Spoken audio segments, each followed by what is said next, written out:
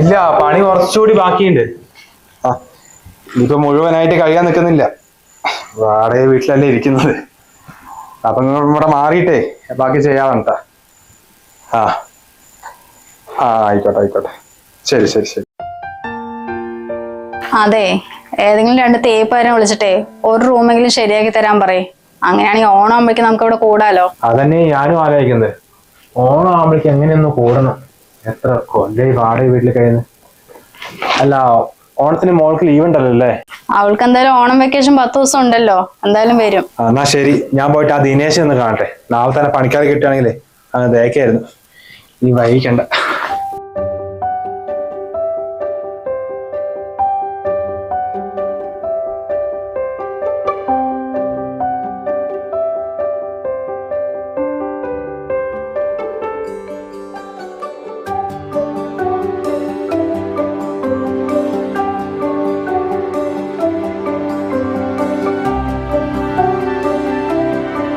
മോളെ രാധിക. ആ ഭാസ്കരേട്ടാ, എന്താ ഈ വഴിക്ക്? ഇങ്ങോട്ട് തന്നെ വന്നതാ മോളെ. ദീപാവലിനോടെ മൂപ്പരുത്തപ്പം മില്ലി പോയേ ഉള്ളൂ. എന്താ കാര്യം ഭാസ്കരേട്ടാ? ഇവിടുത്തെ പൂജ മോൾക്ക് ഒരു കല്യാണമായിട്ട് വന്നതാ. എന്തായാലും കേറ് ഭാസ്കരേട്ടാ, വഴി തന്നെ നിക്കണ്ട.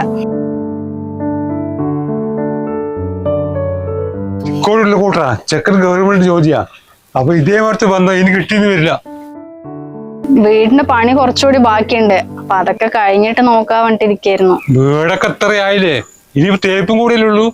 എന്തായാലും അവരൊന്നും കണ്ടിട്ട് പോയിക്കോട്ടെ. ഇനി ബാക്കി ഞങ്ങൾക്ക് തീരുമാനിക്കാലോ.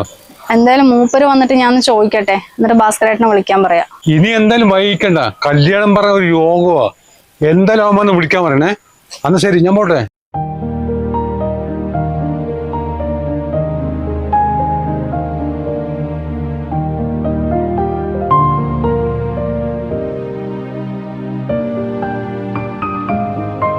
അല്ല, എന്തൊന്നും പറയാത്ത? അല്ലടോ, ഈ കല്യാണം എന്നൊക്കെ പെട്ടെന്ന് പറയുമ്പോ അതാ നിനക്ക് അറിയുന്ന കാര്യമല്ലേ. ഉള്ളതെല്ലാം വിറ്റ് പെറുക്കിയിട്ടാണ് ഈ ഒരു വീടാക്കി. അപ്പൊ സ്വന്തമെന്ന് പറയാം, ഇത് മാത്രമേ ഉള്ളൂ. എന്തായാലും അവള് പഠിക്കല്ലേ. 2-3 കൊല്ലം കൂടി കഴിഞ്ഞിട്ട് മതി എന്നാണ് എൻ്റെ ഒരു ഇത്. അല്ല, മോളെന്താ പറയുന്നത്? അവളുടെ കൂടെയുള്ള കുറച്ച് ഫ്രണ്ട്സിനെ കല്യാണം കഴിഞ്ഞ് പോയത്രേ. ഇനിയിപ്പോ പഠിച്ച് ജോലിയൊക്കെ കിട്ടുമ്പോഴത്തേക്കും 3-4 വർഷം കഴിയും. ചെക്കനിപ്പോ വില്ലേജിലാണെന്നല്ലേ പറഞ്ഞേ.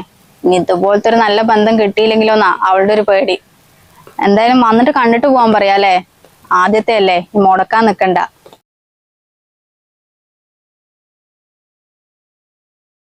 എന്തായാലും ഭാസ്കരേട്ടന് വിളിച്ചു പറയാം.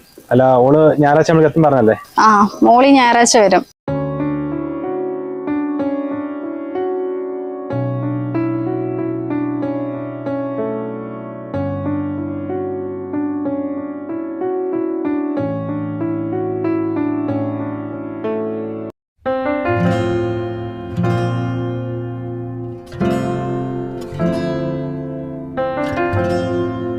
ആ, ഭാസ്കരേട്ടൻ എങ്ങോട്ടാ?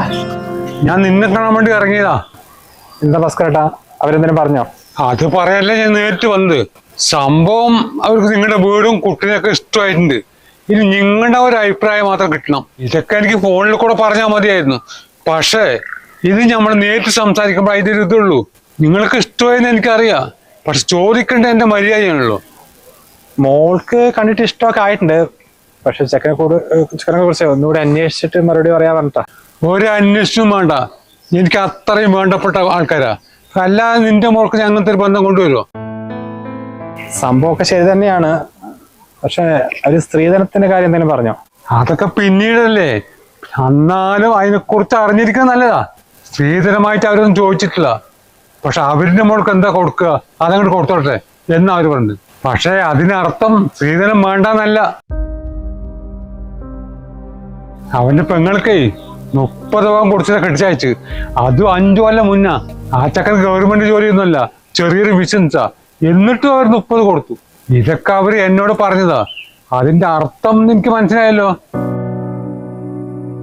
അപ്പൊ 10-40 പവനെങ്കിലും സ്ത്രീധനായിട്ട് കൊടുക്കണം സാരല്ലേ? അത് അത്രേ ഉള്ളൂ. ഗവൺമെന്റ് ജോലിയല്ലേ, കൊത്തിക്കൊണ്ടുപോകാൻ വേറെ ആൾക്കാരുണ്ട്. കൂടുതലൊന്നും ആലോചിക്കണ്ട. 40 ഈ കാലത്ത് ചെറുതാ. ഒറ്റ മോഡലുള്ളൂ. ഈ ബന്ധം അവളുടെ ഭാഗ്യാണെന്ന് കരുതിയാൽ മതി. എന്തായാലും ഞാൻ വീട്ടിലെല്ലാവരും കൂടി ആലോചിച്ചിട്ടേ ഭാസ്കരനെ വിളിക്കുന്നുണ്ട്. വെച്ച് ഭാസ്കരേട്ട. ഒന്നും വേണ്ടായിരുന്നു. സാറല്ല ഭാസ്കരേട്ട, ഞാൻ അങ്ങോട്ട് മില്ലിലേക്ക് പോവാം. ഭാസ്കരേട്ടൻ അങ്ങോട്ടുണ്ടോ? ഓ, ഞാനും അങ്ങോട്ടുണ്ട്.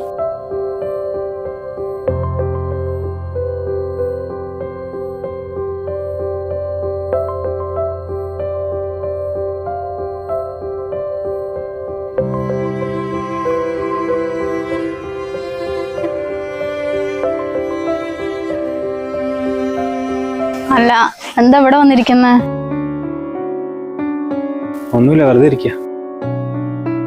ഭാസ്കരേട്ടൻ പറഞ്ഞതിനെ കുറിച്ച് ആലോചിക്കായിരിക്കില്ലേ? 10-40 പവൻ സ്വർണം വേണം പറഞ്ഞ എത്ര പൈസ വേണം പറഞ്ഞാടോ? എന്താക്കാനാ, അവൾക്കാണെങ്കിൽ ഗവൺമെന്റ് ജോലിക്കാരന് മാത്രം മതി എന്നല്ലേ പറയണേ. അപ്പൊ അതൊക്കെ കൊടുക്കേണ്ടി വരും.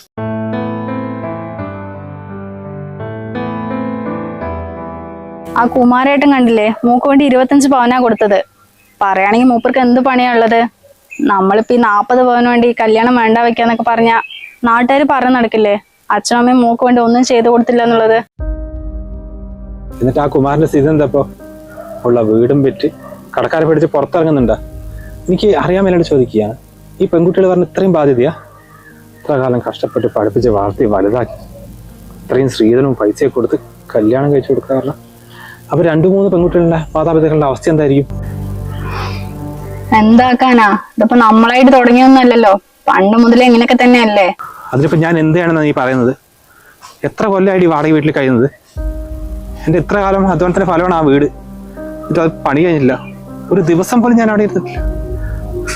ഈ 40 പവൻ സ്വർണം വേണമെങ്കിൽ അത് ബാങ്കിൽ പണയം വെച്ചാലൊന്നും കിട്ടുന്നുണ്ടല്ലോ, വിൽക്കേണ്ടി വരും അത്. അതിനിപ്പോ ഞാൻ എന്താക്കാനാ? അവൾക്കാണെങ്കിൽ അതന്നെ മതി പറഞ്ഞിട്ട് നിക്കുക. അല്ലെങ്കിൽ ഈ നാട്ടിൽ എത്ര ജോലിക്കാരുണ്ട്? ഈ കാണുന്ന പെമ്പിള്ളേർക്കൊക്കെ ഗവൺമെന്റ് ജോലിക്കാരനെ മതി പറഞ്ഞാൽ അവർക്കും അതിൻ്റെതായ ഡിമാൻഡ് ഉണ്ടാവില്ലേ? ഇത്രയും പഠിച്ചിട്ടല്ലേ അവർക്ക് ആ ജോലി കിട്ടിയത്. അതുകൊണ്ട് അവർ ചോദിച്ചു, അത്ര തന്നെ. ഗവൺമെന്റ് ജോലിക്കാരനെ കിട്ടിയതുകൊണ്ട് മാത്രം ഈ പെൺകുട്ടികളുടെ ജീവിതമൊക്കെ സേഫായി എന്നാ വിചാരിക്കുന്നത്?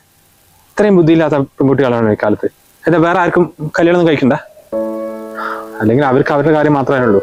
അതിനുശേഷം അവരുടെ അച്ഛനമ്മയിൽ എന്തായിക്കോട്ടെ. അച്ഛനമ്മമാര് മക്കള് നന്നായിരിക്കണം എന്നല്ലേ എന്നും ആഗ്രഹിക്കുള്ളൂ. അതിനുവേണ്ടി എന്ത് ചെയ്യുന്ന അവർക്ക് നന്നായിട്ട് അറിയാം. അതുകൊണ്ടല്ലേ ഇപ്പൊ തന്നെ മതി പറഞ്ഞിട്ട് അവള് നിൽക്കുന്നത്. നിങ്ങൾ എന്താ വെച്ചാ ചെയ്യ്, എനിക്കൊന്നും അറിയുന്നില്ല.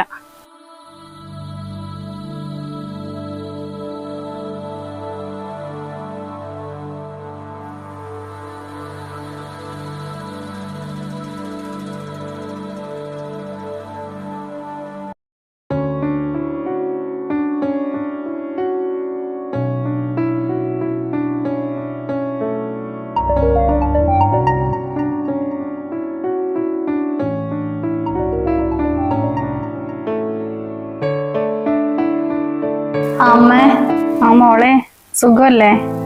ആ, സുഖമായിരിക്കണം. അല്ല, ഇപ്പൊ കല്യാണം കഴിഞ്ഞിട്ട് 6-7 മാസമായില്ലേ?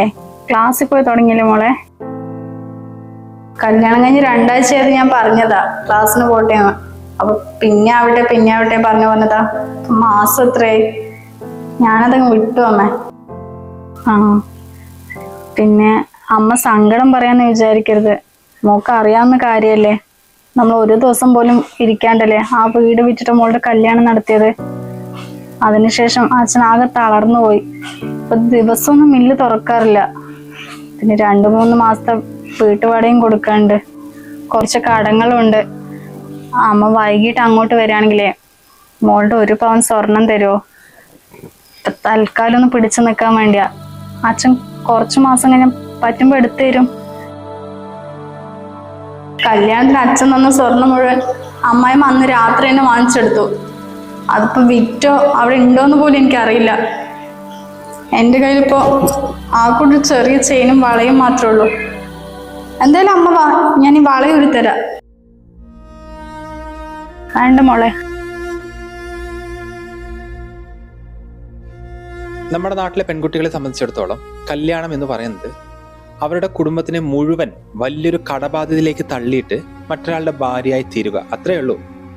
ഒരുപാട് വർഷങ്ങൾക്ക് ശേഷവും ആ കല്യാണത്തിന്റെ ബാധ്യത ഇതുവരെ തീരാത്ത, ഇപ്പോഴും അത് അടച്ചുകൊണ്ടിരിക്കുന്ന ഒരുപാട് ഉദാഹരണങ്ങൾ നമുക്ക് ചുറ്റുമുണ്ട്. കാലം എത്രയൊക്കെ മാറിയെന്ന് പറഞ്ഞാലും ഈ സ്ത്രീധന സമ്പ്രദായം ഇപ്പോഴും നിലനിൽക്കുന്നത് അത് വളരെ പരിതാപകരം തന്നെയാണ്. കല്യാണം ബിസിനസ്സായിട്ട് കാണുന്ന ശ്രീധരൻ ചോദിക്കുന്ന ഇതുപോലെ ആളുകളുടെ മുന്നിൽ എന്തിനാണ് ഓരോ പെൺകുട്ടികളും കഴുത്ത് നീട്ടി കൊടുക്കുന്നത്? എന്തിനാണ് അവരുടെ മാതാപിതാക്കൾ ഈ കല്യാണത്തിന് സമ്മതിക്കുന്നത്? സത്യം പറഞ്ഞാൽ ആദ്യത്തെ തെറ്റുകാർ ഈ പെൺകുട്ടിയും വീട്ടുകാരും തന്നെയാണ്. ഇനിയെങ്കിലും നമ്മുടെ സമൂഹം ഒന്ന് മാറി ചിന്തിക്കട്ടെ.